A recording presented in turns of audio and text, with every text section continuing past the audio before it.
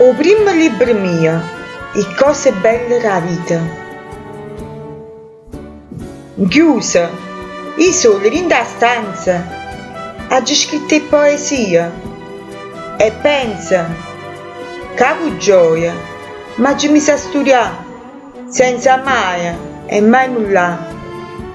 Poesia, scrivo tant'anni, ma è volato tempo ad anni.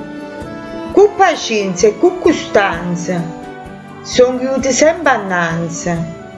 Ma mo, che hanno soddisfatta, la fatica che ho fatto.